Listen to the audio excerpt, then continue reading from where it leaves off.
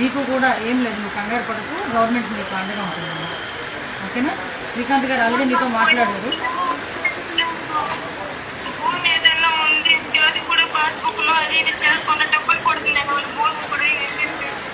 లేదమ్మా, ఒకసారి మన వాళ్ళు కూడా వస్తారు మీ దగ్గరికి. పెన్షన్ విషయంలో కూడా ఏదో ప్రాబ్లం వచ్చిందని చెప్పారంట కదా శ్రీకాంత్ గారితోనే.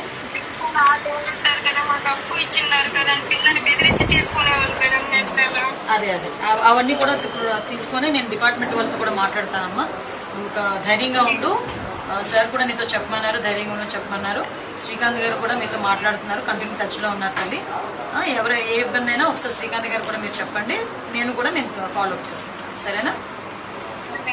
ఓకేమ్మా, ధైర్యంగా ఉండమ్మా. ఏది పిల్లోడాడి ఆయన అన్న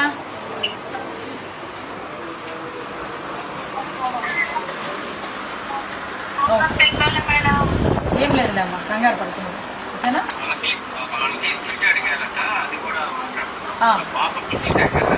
ఎక్కడ సీట్ అడిగారు?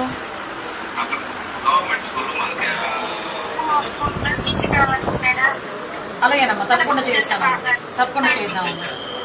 ఆల్రెడీ శ్రీకాంత్ గారు మాట్లాడారు, ఎమ్మెల్సీ గారు, తను చూసుకుంటారు.